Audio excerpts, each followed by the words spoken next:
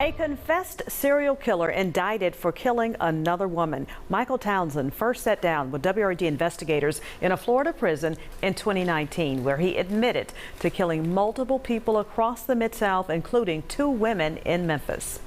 Months later, he sat down with police in Daytona Beach. WRG investigator Jessica Gertler has more on their conversation. In October of 1991, Linda Little was last seen riding her bicycle. She reportedly stopped at a convenience store to get a donut and chocolate milk and read the newspaper.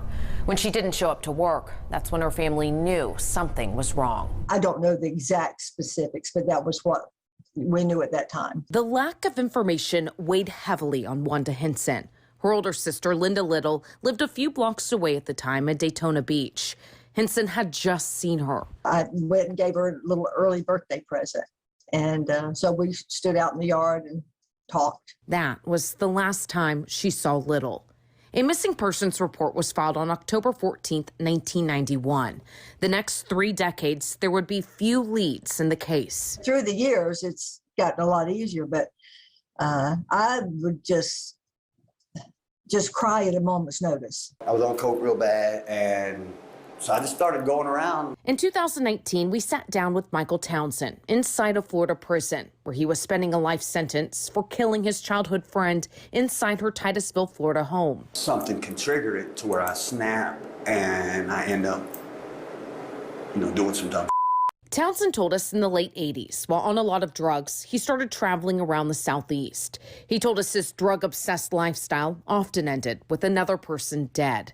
He admitted to killing 9 people, mostly strangers. 2 were in Memphis. Townsend also told a counselor at the prison about the Memphis killings. They reached out to us to let us know this information to see if we would want to interview him, and of course we did. Townsend said he met one of the women near the Peabody, and they did drugs. We started fooling around, you know what I mean? And next thing you know, I'd snap. MPD's detectives say Townsend gave details only the killer would know. Take her out of my car. Put her on the side of the road. Put shoes on by her. Police identified the woman as Celine Michelle Branch, a loving mother.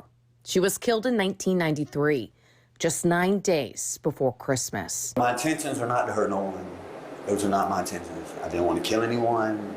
I was just looking to hang out, have some fun, and get high. First time I spoke to him was January 8th of 2020. David Denardi is with the Daytona Beach Police. He had reached out to the inspector at the prison, saying that he wanted to speak to a Daytona Beach homicide detective. Townsend was in a prison in Daytona Beach at the time. I spent, a couple hours talking to him, and he was very, very honest, very, very forthcoming. Denardi says Townsend gave details that lined up with Little's disappearance. He said he was in Daytona Beach in 1991 celebrating his birthday, which was October 12th, when he met a woman at a hotel bar, a bar Little's sister told us she frequented for happy hour. For it being 31 years ago, and for, he said he was under the influence of drugs and alcohol at the time, but he has a very good memory. Denardi reached out to us in 2020, a few months after he spoke to Townsend.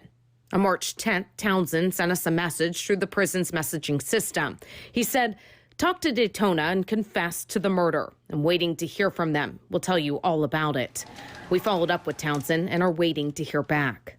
On October 24th, Townsend was indicted in the killing of Little. And I just felt like 5 pounds had been lifted off my shoulders. Henson says she still has questions, like when he exactly met her sister and where did he leave her body. Supposedly, he took her into Georgia. And so they're in touch with the departments up there to see if there were any remains that have been found through the years because of the construction that's been done up there. Townsend had told us he never knew what made him snap, what drove him to kill, but believed it had something to do with being abused during his childhood. I know these people have been living with why for years. I can't explain why. Other agencies across the Southeast have talked to Townsend.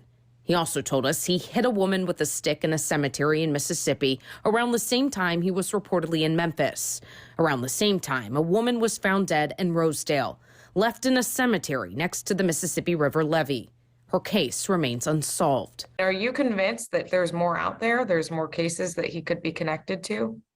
Absolutely. I know he told me it's closer to 10. And I mean, I unfortunately, I do believe him. Little would have turned 75 in October.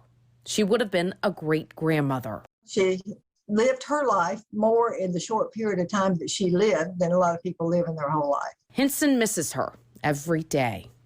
Jessica Gertler, WREG, News Channel 3.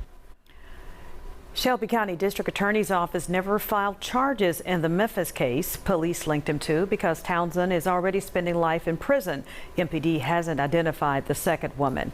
Prosecutors in Daytona Beach said they will continue the criminal justice process. As for the case in Mississippi, Townsend told WREG investigators reached out to him. Will continue to keep you updated.